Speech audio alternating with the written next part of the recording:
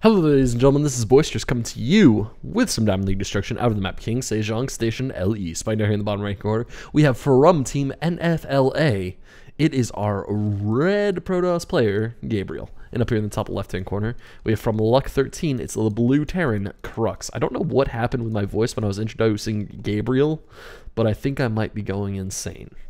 Which actually has kind of been a theory of mine for like the last 3 years. But anyway, getting on to the announcement portion of the cast, because let's be honest, nothing's going to happen here for like the next 2 minutes. I am going to be updating my my release schedule so that it actually fits in well with my classes, because Monday and Wednesday are terrible days for me to try to put videos up, because I have like 6 hours and 9 hours of class respectively on each of those days. And it was just really stupid of me. I was like, maybe I can post them at like midnight, but you know, I don't think people want to see them in midnight going towards Tuesday and Thursday. So instead, my new release schedule is going to be Sunday, Tuesday, Thursday. I'm going to try to have every video up like right at 7 p.m. EST. Probably a little earlier, because I don't really feel like actually pushing that like live at that point, and I'll probably forget most days. But but yeah, it'll definitely be Sunday, Tuesday, Thursday, and I promise, it's gonna work. It's gonna happen. Just some of your games. And to Geo, I'm very sorry that I couldn't cast your game today, but I just did not have the time to render the video out. But don't worry, it's actually like fully casted. I was just looking at it and I was like, fuck, this render is going to take like 6 hours. I can't do that. So anyway, we are going to have this Terran versus Protoss starting to kick off. Looks like we are going to have the assimilator coming down quite early for Gabriel. Going to be going right into a cybernetics core as soon as possible, which is very smart. Maybe. There we go. Yep, there's the cyber core. It looks like we are going to have the Terran player also actually farming up a lot of gas. It looks like it's going to be a rush towards Stargate.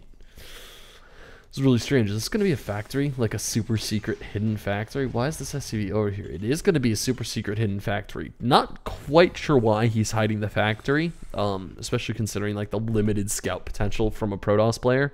I guess it's kind of weird that Gabriel hasn't sent out a scout yet, so it kind of makes sense to hide this.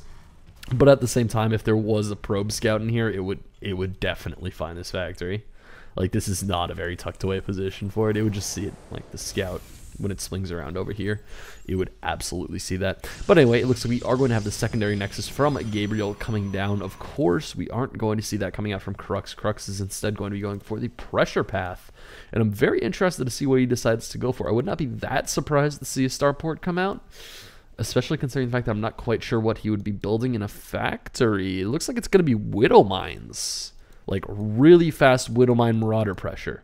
Oh, this is actually going to be kind of dangerous. I'm really interested to see how this plays out for Crux, because this is like a super... It requires a lot of micro to fight it, but other than that, it's not that bad to fight against early on. Does he have concussive shells? Is he getting concussive shells?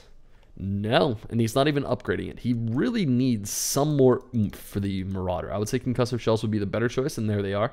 They do, of course, research insanely fast, only taking 60 seconds. So this pressure might actually get some damage done. It looks like it is going to be a 2 Marauder, 1 Widow Mine pressure with a couple more Marauders and a few more Widow Mines streaming out across the map. Will this Stalker scout it? This is going to be very important. It looks like it won't. The Marauders are going to swing down to the left of this rock. The Stalker is going to go up on the right, and they are just going to barely pass each other without seeing each other. And that is actually huge for Gabriel. He does not know this is coming, and this is a relatively dangerous attack, especially if he doesn't have anything to really hold it off against. It looks like it is going to get scouted eventually, because the extra Marauders are going to return back to just fight that thing. However, at the same time, this is still a little frightening, because there is only one Stalker here. The Mothership Core is here. However, the Mothership Core can kind of get taken down pretty easily by the Widow Mine. It's really going to depend on how good this Widow Mine shot is, because if this Widow Mine actually like takes a nice shot and gets a good chunk of health off that MSC, it's not going to be a great position. It looks like the Widow Mine is going to have to burrow right here. It is going to get right under. The Photon Overcharge is off, but the Widow Mine, it does burrow in time. It looks like the Widow Mine is going to be going right after the Stalkers, and the Stalkers, they are going to go down, and so does the Mothership Core, and this is actually pretty huge. It looks like this Marauder might get out alive, but it only has 8 health. As soon as the Stalker reses, this is going to go down instantaneously. It looks like the Widow Mines are going to be a little bit pinned for so long as this Photon Overcharge is up. The robotics facility is on the way, so the observers are not that far away. And in all honesty, Crux didn't do a lot of damage here. I mean, like, he had... It felt almost like he had the potential to, but he needed like 2 Marauders and then the rest as Marines. The Widow Mines, maybe 1 Widow Mine would have been good, but anything past that was a little bit on the extreme side, because honestly, Marauders, they just can't do damage to mineral lines, or at least they can't do damage to mineral lines super efficiently. It looks like we are going to have them finally going after the probes, and 1 probe goes down, but these probes, all they have to do is maybe bait out these Widow Mine shots, or just not go up there. It looks like the probes, the hero probes, they're going for it. They're attacking the Marauders. The Marauders are actually taking a hilariously high amount of damage, but the Widow Mine it's burrowed, and that is actually a reasonably huge amount of workers killed. It looks like 12 workers killed, which isn't great. It's not great to lose 12 workers at the start of the game. It's not a strategy I would recommend for like first-time players. Maybe once you get to a more advanced level, you can just say, no, okay, so I'm going to start this off by bluffing them. I'm going to lose 12 workers, and then I'm going to be fine.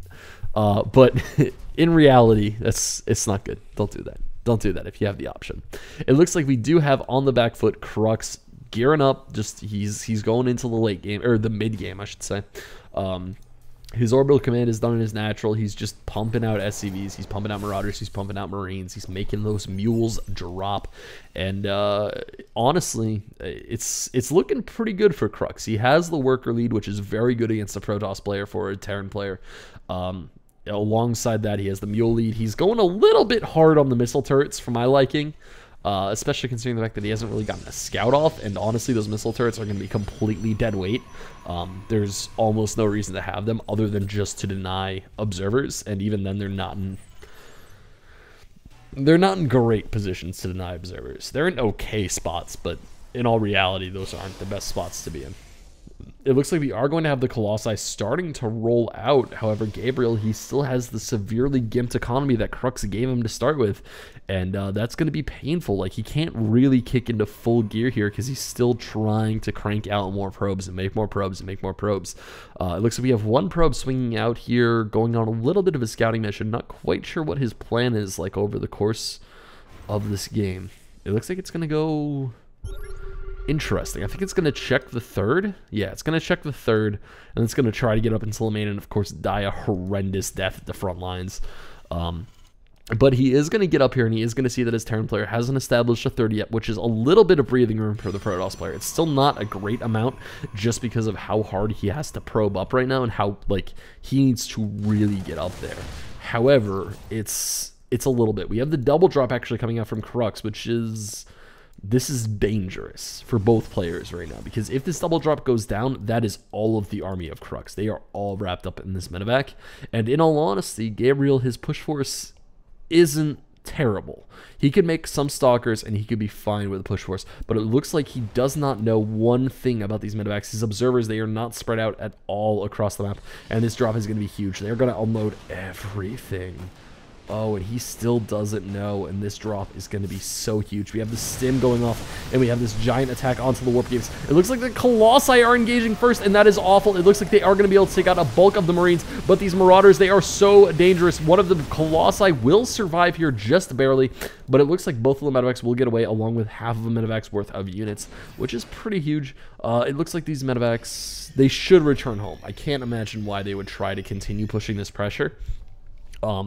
Especially after taking out the Colossus count, because that's kind of all you really wanted to do with this pressure. You either wanted to gimp the economy or you wanted to gimp the army, and taking down the Colossus count even slightly is a major detriment to this Protoss army. It is entirely based on the Colossus count, especially going into the mid game, especially against pushes like these. This is tremendously difficult for him. It looks like he is going to maintain 1 medevac to drop in, maybe try to split the army of Gabriel here. And Gabriel, he still has no idea. He doesn't have any sort of map vision. Ugh, he can't see anything that's happening. It looks like we have the slight drop going down here, being quite annoying. And the entire army, it's pulling back. Oh, the army from Crux, it should be able to get in here and do some severe damage. This medevac will go down, but the army from Crux, is it gonna attack? Yes, there we go. The army of Crux is swinging in, and I really hope they don't overcommit a little bit too much. because they could do some serious damage to themselves. It looks like the Wood Mine goes down. There are 3 Colossi, and those 3 Colossi are not getting targeted. Oh my god, he's going straight for the Nexus. He does take the Nexus out, but at what cost? He loses a major portion of his army there. Now, of course, he still has the army lead. He definitely has the worker lead, and he so has the economic lead right now. However, losing that army was not great. I would have preferred to see him try to take a straight up engagement with the Protoss player, because in all honesty, he probably could have done okay with it. It looks like we are going to have the Vikings on the way, and that is a good response to get rid of those Colossi. I would also like to see maybe 1 or 2 Ghosts, just to, you know, blanket this army with EMPs and just destroy it.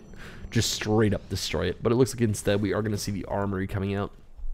So we are going to see upgrades for these Vikings, which is interesting. Either that or he just wants to get rank 2 upgrades, which is much more likely now that I actually say it and I hear those words come out of my mouth. I realize how stupid they were before. But anyway, it looks like we are going to have Crux going for the Vikings. And this drop is still being majorly harassing. It looks like the Cybernetics Core is not going to go down here. The heal is going to be rather huge. And we have a couple of Zealots coming around here to squeeze on the army, but 1 Zealot. Oh, Zealot attack! You have to help your comrades. Oh my god, that was kind of a busher. I really wish he had sent more units over, because there really wasn't the danger for attack. What he needs to do is he needs to push out an observer and just put it out like right here, just so that he knows whether or not he can commit his entire army to any one point of attack.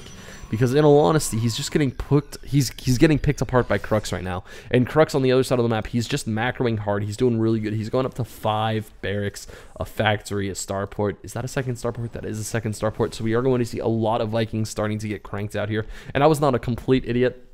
It looks like the Viking upgrades are going to start right now. And of course, those Vikings, they're going to start tearing into the Colossi as soon as the count gets up to maybe 3 or 4 Vikings. They're going to just start ruining these Colossi and their chances to survive, and honestly, Gabriel's chance to win. It looks like the army count is still relatively even as far as it goes. And there are 4 Colossi, which is a big platoon of these superpower units. However, he is going to get pulled apart yet again, which is terrible to see. It looks like we have the 3rd base finally going up for Gabriel, but it is far past the 3rd base of Crux's being established. I mean, Crux's is already, it's mining at full capacity. It has a lot of mules down. He actually has a 4th orbital command that looks like it's going to go land and establish a 4th, and this is really bad for Gabriel. He kind of you can kind of lag behind the Terran player in bases in PvT, but not nearly this much. Like he's just now establishing his 3rd, and the 4th of Gabriel will probably be on the ground before this Nexus finishes, which is frightening.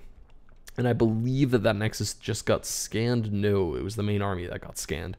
So we are going to have the drop probably swinging in here as soon as he postures up. Yep, he's posturing outside the base. Now he just swings the medevac in. Does a little bit of a droppy-doo. The droppy-doo, of course, will get shot down instantly because of the photon cannons, unless he's really paying attention to it. And honestly, I think that this is kind of a fight where Gabriel can take it. It's going to be hard. It's going to be extremely difficult, because this is a lot of Vikings, and that is quite a few Marauders, alongside a solid platoon of medevacs. And the backup army, which is actually massive. Like, this is a huge backup army that is now moving across the map. And that's going to be very dangerous. Is he going for, like, a complete pincer maneuver? Oh my god, I think he is. I think he's going to push through this debris. And as soon as the debris falls, he's going to push around to the other side. It looks like the 3rd base is going to fall here without too much of an issue. Actually, no, that is a lot. Holy crap, that is 7 Colossi. These Colossi are going to actually just tear through this army. It looks like we do have the Vikings doing their best, but the 7 Colossi, that is absurd. Had there been the actual, like, full army there, we might have seen a completely different outcome from that fight. But instead we have the Protoss army. They have to return home. This Terran army is going to do so much damage. It might be able to pick off the Nexus right here, and I really hope he does it. And there, the Nexus is going to go down. He should just run as soon as this Nexus falls and get the hell out of there. Oh my god, he needs to run, because he needs something to deal with this Colossi that he does not have yet. He needs a bigger Viking count. He needs, honestly, just a bigger Viking count, and he should be fine. Because these upgrades, like, they're good, but they're not that good. They are not tanking 7 Colossi good.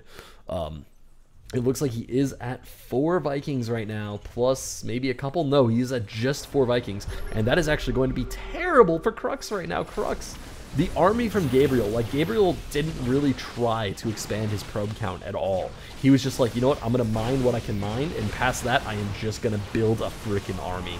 And I'm going to win the game, because that is way too many Colossus for someone that was trying to like split push and do all these fancy drops and everything to deal with. It's kind of why it's such a double-edged blade trying to go for multi-drops, because you split up your army so much. Maybe had he not split up his army that much, this would have turned out differently. But it looks like we are going to see the Colossus finally getting cleaned up, and this is the real strength from Crux, where he can actually replenish this army. And I was pretty worried for him, because Crux, I don't know, I think that pincer maneuver was a little bit too fancy. I think that is definitely something that can happen in the game of StarCraft, and it definitely just did. But it looks like Gabriel's actually just going to step out. He knows when he's lost. I kind of wish he'd gotten a third base up faster. I wish he had scouting, honestly, at all. Because if we scroll back to the beginning of the game, I bet you would see that he was not looking anywhere past his base on the map for the entire game. And he got caught off guard by so many different plays that were so easy to scout. He should have easily been able to see the rocks getting taken down.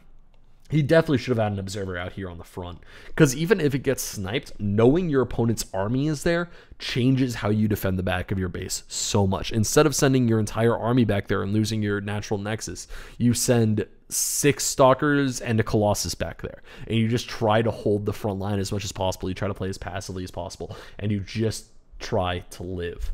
But anyway, guys, thank you for watching. If you guys want more Boisterous action, head on over to youtube.com/boisteroussc2. If you want your games commentated, send them on into boisteroussc2@gmail.com. Follow me on Twitter and all that stuff. If you have a social media account, I'm probably on that social media account as boisteroussc2, because I kind of claimed everything when I made this account, because that's the kind of man I am.